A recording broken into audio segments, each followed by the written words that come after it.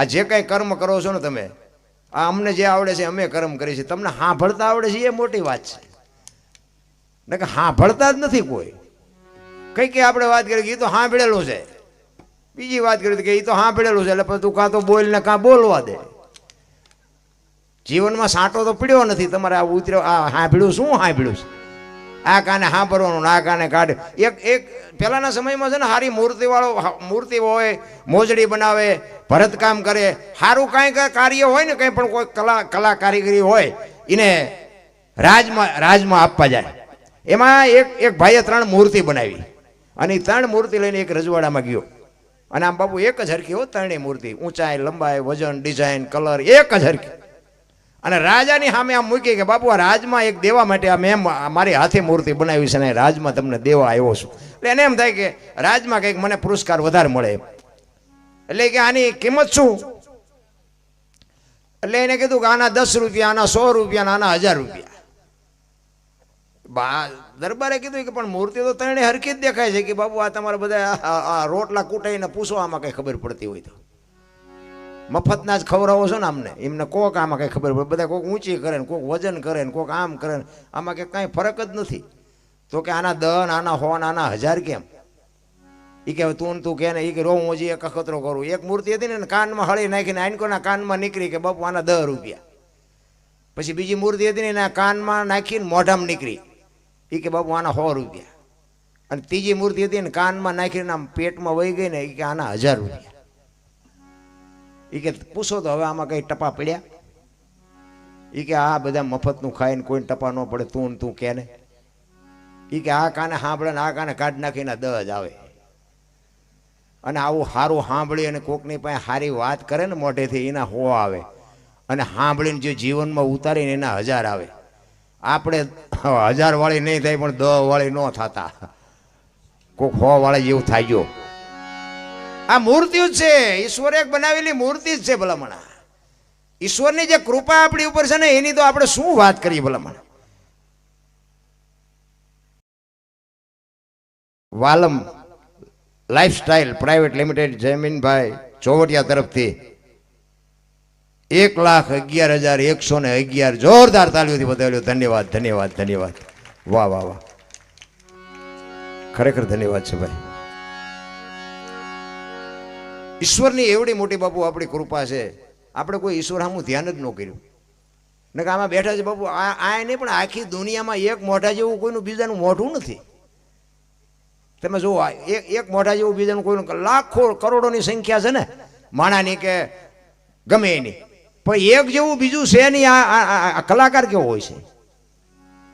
અરે તમે માણાની ક્યાં હતું, આ ફિગર બાપુ કોઈના એક નથી. ફિગર એ કલાકાર કેવો, માથાના વાળ જેવી લીટીઓ મારી પર બનાવી છે એની આપણે કોઈ દી વિચાર કર્યો? હરિદ્વાર વાળા કે દ્વારકા જવું, સોમનાથ વાળા કે પાવાગઢ જવું, તો સાચું ચા છે? હળીએ સીડ્યા બધા. આ ગામની રામજી મંદિર, આ ખોડિયાર માની મૂર્તિ નથી દેખાતું કઈ?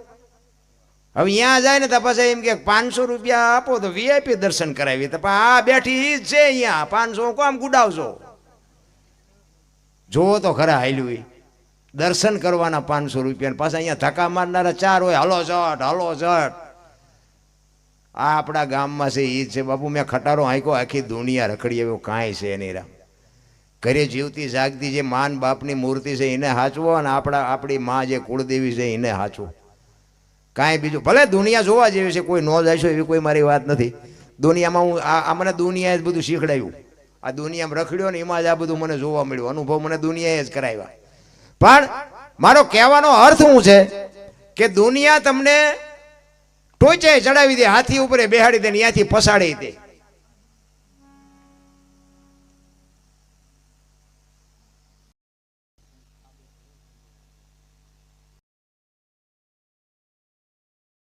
ઉપરનું રહ્યું એકાદું ગઈ દઉં, તમે ગઈ દે તો તમે આવતારો.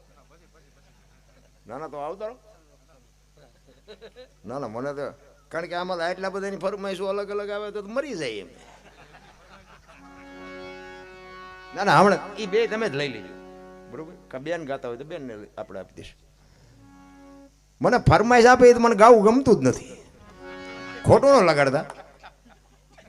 કારણ કે સાયકલનું હેન્ડલ તમારા હાથમાં, પેડલ અમારે મારવાના. પ્રતિકભાઈ ડાયાભાઈ ચોવટિયા તરફથી 1,51,000 મુંબઈ. વાહ વાહ, મુંબઈની કમાણે. અમારે એક ભાઈ કહેતા હતા કે મુંબઈમાં કૂતરા કે પૂંછડી ઊભી હલાવે. કીધું કાં કે જગ્યા જ નથી. એ મુંબઈમાંથી આટલા પૈસા આવે. ધન્યવાદ ધન્યવાદ ભાઈ, ધન્યવાદ. ખરેખર મોજ આવે હો ભાઈ. અને ખરેખર તમને જોઈને મને આ 10 રાતનો 11 રાતનો થાક ઉતરી ગયો. કારણ કે એ જ મજા છે ભાઈ. જે ભાવ છે ને, પ્રેમ છે, આજ મારો નાથ પ્રગટ થાય. પ્રેમને વાચા હોત તો જગત જોગી બની જાત, હલકીને હેમાળે જાત પછી ભગવા ફેરી ભૂદરા. પ્રેમ હોય ને આ મારા નાથને આવવું પડે, માં ભગવતીને આવવું પડે. પ્રેમ છે એ જ મોટી વાત છે. કોકના ઘરમાં ભડકા કરવા એને પ્રેમ ન કહેવાય, એ વેમ છે.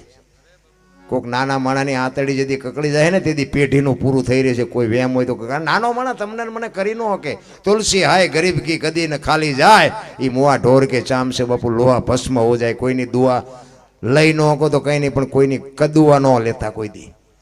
હા, બની શકે તો સપોર્ટ કરજો, ન સપોર્ટ કરી શકો તો એને કોઈ દુઃખી ન કરતા. કારણ કે કોઈને ગરીબ નથી રહેવું, બધાને પ્લેનમાં ફરવું છે. પણ અહીંયા નથી થમાતા, ટિકિટ તો મળવી જોવે ને.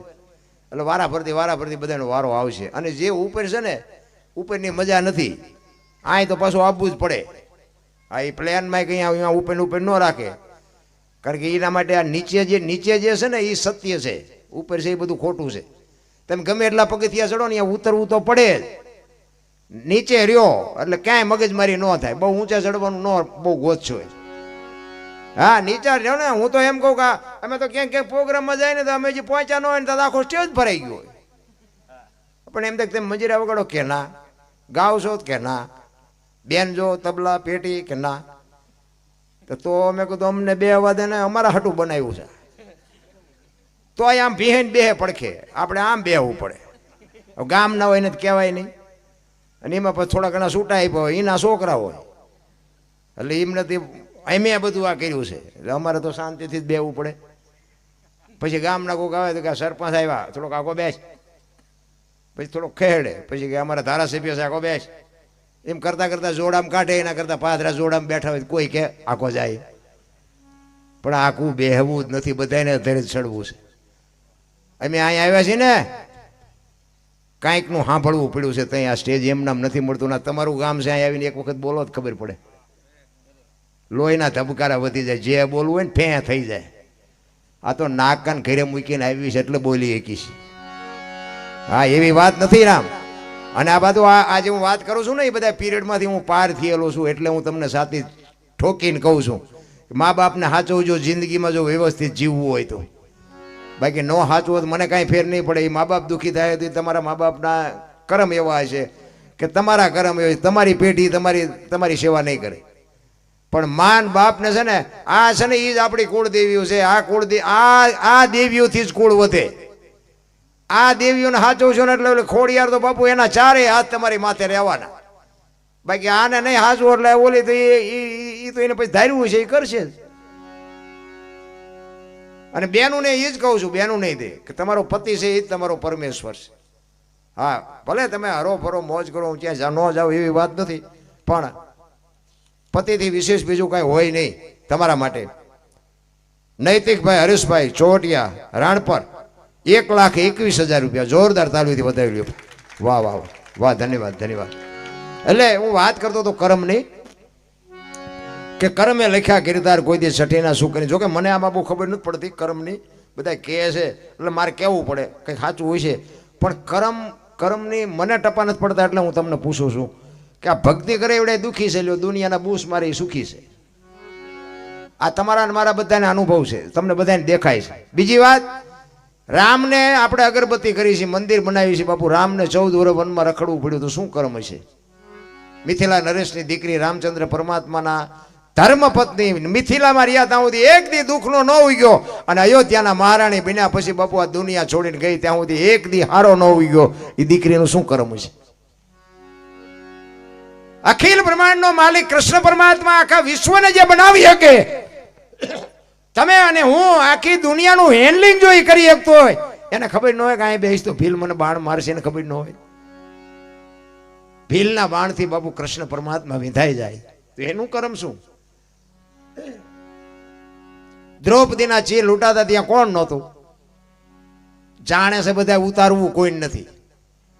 કાળના જડબા ઝાલીને ઉભા રાખે એવા પાંડવો હતા બાપુ. મહાપુરુષો બેઠા હતા. અને દીકરીનો ગુનો શું હતો આખી દુનિયાને ખબર છે. તો શું એનું કરમ? અરે ગંગા જેવી જેની જનેતા હોય થઈ થાવીને થશે એવો ત્રિકાળ જ્ઞાની મહાપુરુષ ગંગાનો પુત્ર ભીષ્મ છેલ્લે બાણની પથારીમાં હોવું પડ્યું. અખિલ બ્રહ્માંડના માલિક કૃષ્ણની જે પ્રતિજ્ઞા તોડાવે રણમેદાનમાં એવા મહાપુરુષને છેલ્લે બાપુ પોતાનું મૃત્યુ આવે ને મૃત્યુમાં યમના દૂતને એમ કે અત્યારે તું વ્યો જા 6 મહિના પછી આવજે, પોતાના મૃત્યુને રોકી શકે એવો સમર્થ ને સિદ્ધ પુરુષ એને છેલ્લે બાણની પથારીમાં હોવું પડ્યું. એનું શું કરમ? એટલે મને આમાં ટપા નથી પડતા. હશે તો ખરું જ કંઈક આ સંતો બોલ્યા કે ખોટું ન હોય, પણ હું જોઉં છું વારું ક્યારું આ દુનિયાના નકરા ખિસ્સા ફાડીને કાઢી લેશે એ હિલોળા કરે છે. ભલે શેડે પછી જે થતું હોય કણાય પછી એમ કે ઓલા ભવમાં એટલે એ ભવમાં મને ટપા આજનો આ કાલની ખબર નથી ભવની શું ખોડવી હોય. આ મળ્યો એ ભવ સુધારી લો. અને કોઈને આમાં ખબર છે જવાનું ગમી હોય આવ્યા ક્યાંથી કોઈને ખબર હોય તો હું શું વાત કરું. આ સાધુ સંતો નથી કહેતો, આ બીજા બેઠા એમાં તમે આવ્યા છો ક્યાંથી કોઈને ખબર હોય તો હું શું વાત કરો. તો શું આ મગજમારી કરવી જ જોઈએ? માણસ જન્મે દીદી 2-2.5 કિલો 1.5 કિલો હોય, 60-80-100 વર્ષ જીવે અને મરી જાય ને શમશાનમાં લઈને હળગાવી નાખો, લઈને રખ્યા ભેળી કરીને જોખો એટલે 2-2.5 કિલો થાય. કાંઈ છે નહીં. રામ આનંદ કરો, હિલોળા કરો, હળવા ફૂલ થઈ જાવ. કોઈની માથે વજન છે નહીં, લઈને ફરે છે. મેં ખેતર લીધું, મેં ટ્રેક્ટર લીધું, મેં મકાન. જાવ તાર લેતા જાજો ને બીજા વાપરશે. લોહી પીવે રિયા રિયા અમારું અમારું. આ ચોકીદાર છો, માલિક નથી આના. આ ચોકીદાર જ છો, માલિક હોય તો ભેગું ન આવે. ચોકીદાર હોય ને પછી ગઈઢો થાય રિટાયર થાય બીજો રાખે, એમાં આપણે ગઈઢા થાય પછી છોકરા આવે, એ ગઈઢા થાય એના છોકરા આવે. માલિક કોઈ છે જ નહીં, વેમમાં રહેતા જ નહીં. ચોકીદાર છો, તમને આપ્યું છે વાપરો, ખાઓ પીવો, મજા કરો ને મરી જાઓ, મુકતા જાઓ, બસ બીજું કઈ નથી આમાં. અને મને તો એમ થાય ભલામણા જીવે એવું હોય. તમે જુઓ તો છોકરા કાજુ બદામની ઓગટ કરે, બોલો આપણને પાર્લર જ ચડ્યું નથી, જીવે એવું નથી. પણ આપણે જે સંસ્કૃતિની પથારી ફેરવી છે ને ભાઈ એ દુઃખ છે. પેલા ભેંસું ઊભી બી ખાતી હતી, માણા બેઠા બેઠા ખાતા હતા. અત્યારે ભેંસું બેઠ બેઠી ખાય, માણા ડીશું લઈને રગડે, એક ભજીયું નાખજે, થોડાક ભાત નાખજે, થોડીક દાળ નાખ. જુઓ તો ખરા દી ઉઠાડ્યો. હવે નથી લાગતું? ચોખ્ખું ઘી બજારમાં નથી ખપતું, દારૂના પીપડા 2 લીટરના વાવળિયામાં ખપી જાય છે. તમને મને દેખાય છે આ તો એક તમે ભલે હાથમાં કાઢો, પણ આ બાપુ એક દુઃખની વાત છે, સારી વાત નથી. આ ગાયો રોડમાં રખડે, કૂતરા તમે જુઓ તો બંગલામાં છે, જોડા શોરૂમમાં છે, પુસ્તકો ફૂટપાથ ઉપર વેચાય છે. જુઓ સંસ્કૃતિની. આપણે તમે જુઓ આપણા મા બાપ ગઢા થીગડા ઉપર થીગડા દઈ દઈને મરી ગયા, પણ સંસ્કૃતિને ડાઘ ન લાગવા દીધું. તો અત્યારે ફાટલા પહેરવાનું ચાલુ કર્યું, એટલે જીન્સમાં માથા વ્યા જાય એવડા એવડા પાકા હોય એવા પહેરે. બોલો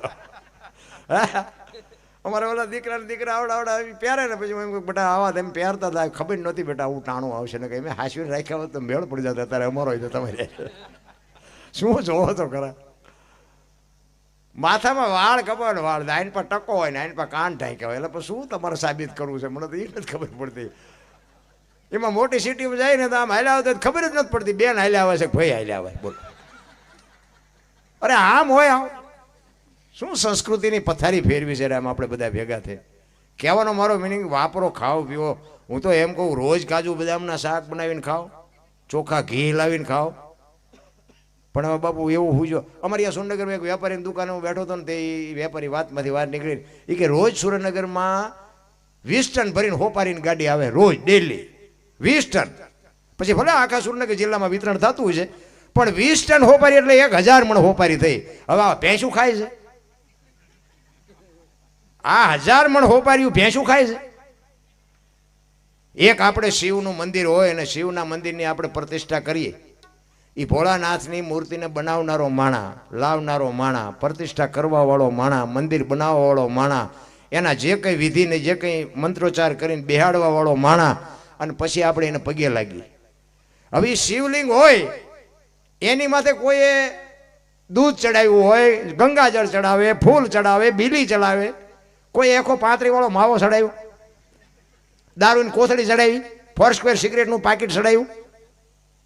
વિચાર કરજો, એક વિચારવા જેવી વાત છે. તમારી અને મારી બનાવેલી મૂર્તિ છે, અંદર બેઠો એ હાથમાં એમ કહે છે કે ભગવાન છે, એની માથે ચડાવાય નહીં. એવું તો નથી લાગતું કે આ શિવ ભોળાનાથનું આવું જીવતું જાગતું શિવલિંગ ભગવાને મારા બાપે આ બધું આપણને આપ્યું છે ને એની માથે આપણે શાનો અભિષેક કરી આપણને નથી ખબર પડતી? વ્યસન તો બાપુ કરતા જ નહીં. અમારે તો અહીંયા 100 વીઘા પી ગયા ભાઈ જઈ. હા, અને બાપુ બરબાદી છે. મારા પૈસાનો કંઈ નથી પીતા તમે. જોકે અહીંયા તો મને ભુવાજી વાત કરતા હતા કે એવું કાંઈ છે નહીં, પણ આ તો કોઈ હોય તો આની વાત છે. બરબાદીના જ નિશાન છે, સમજી લેજો. હા, એ કરતા કરાય જ નહીં. પૈસા દઈને ગાંડું થવું એ ધંધો ન કરાય. એટલે કરમની ગતિ છે ને એ બાપુ કંઈ સમજી નથી કોઈ હક્યું. એટલા માટે એક વાણી કરીને પછી આપણે બેનને સાંભળીએ અને ભાઈને સાંભળશું. એટલે કરમની વાત મારે એ કરવી હતી કે રામ જેવા રામને 14 વર્ષ વનમાં જવું પડ્યું. આપણે એક લગ્ન હોય ને બાપુ, મુહૂર્ત જોવરાવી અને પછી લગ્ન જોવરાવ્યો હોય તો એ જાનના ખટારા ઊંધા પડે. તો શું મુહૂર્ત ખોટાય છે કે જાનમાં બેઠા છે એ બધા ખોટાય છે? જીવન છે ને હળવું ફૂલ કરી નાખો, બહુ ઊંડા ઉતરવાની જરૂર જ નથી. અને જેટલા ઊંડા ઉતરશો ને એટલા દુઃખી જ થવાના. એક હાથી હતો ને, આમ પાણી પીવાઈ ગયો હાથી, તેને એમ કે થોડુંક અંદર જવું. અંદર ગયો ને ખૂંચાણો. ભારે જનાવર મહેનત કરવા માંડ્યો એમ વધારે ખૂંચાવા માંડ્યો. 2-3 કૂતરા એનકોરથી આવ્યા. એટલે 2-3 કૂતરા જોયો ને, 2-3 એનકોરથી આવ્યા, 2-3 એનકોરથી આવ્યા. તો હાથીને એમ થયું કે કૂતરા ભેગા થાય છે તો મને કાઢશે. પણ ખરેખર કૂતરા શું કામ ભેગા થયા ખબર છે? એ કે આ નીકળી ન કે મરી જાય પછી બધા ભેગા થઈને ખાઈ. રાજા બુડે ને પ્રજા નો તારી શકે, એમ તમારું મન રાજા જેવું હોવું જોઈએ. રાકા કોઈથી બહાર ન કાઢે, રાકા તો ધક્કા મારે. સમયની બલિહારી છે. તમને મને તમને ભગવાને આપ્યું હોય ને તો કોકને ઉપયોગ થજો. ખાતમ આઠમનો તહેવાર હોય ને ઝૂંપડામાં કોક રહેતા હોય, બાપુ એ તો તમે કાજુ બદામ ખાવ છો, એને પાર્લેની ખબર નથી. લુગડા વગેરેના છોકરાઓને એક પાર્લેનું પડીકું આપો ને બાપુ, એના પેટમાં જાય ને પછી જે આશીર્વાદ મળે ને બાપુ, એ ખટારાને ઠાઠામ કરી ગયા હોય તોય મારો નાથ ન મારીએ કે રામ કરવાની જરૂર તો આ છે. બાકી તો ત્રાજવું લઈને બેઠો છે. દિવાળીનો તહેવાર હોય ને તો પૈસા વાળાના છોકરા હોય ને 2 રૂપિયાનો એક ફટાકડો લાવે, ફોડવા હાટું ઝૂંપડામાં થા કરવા પડે. એ 2 વાળા લાવી ન શકતા, લાવ્યા એ ફોડી ન શકતા. ભગવાનને ખબર છે કે તું બેટા લાવ્યો ને તમ તારે આ ભલે ન લાવી શકે, પણ ફોડવાના દાવડા આ જ તે. એને થા કરવા પડે કે તું ફોડીએ કે લાય બાકા ન શું ફૂટે. જળ લઈને દિવાળી મૂકે ને ફૂટે ને ઓલો એમ કે 2 વાળો લાવ્યો તો એ ફૂટ્યો, ઓલો એમ કે આપણે ફોડ્યો એ ફૂટ્યો, ઓલો આમ રાજી થાય, ઓલો આમ રાજી થાય. એ ત્રાજવું લઈને જ બેઠો છે. કોઈને ઓછું વજુ કરવાની જરૂર નથી બાપુ. બધા મજા. અમારા કોઈ વખાણ કરવાની જરૂર નથી. આ તમે બેઠા છો એટલે અમે બોલી ને શું આ એમ દાંડિયા લઈ, તમે છો એટલે અમે ઉજળા છે. અમારે કોઈ એવો પાવર વેમ કરવાની જરૂર નથી. એટલા માટે મહાપુરુષો તમને મને કહે છે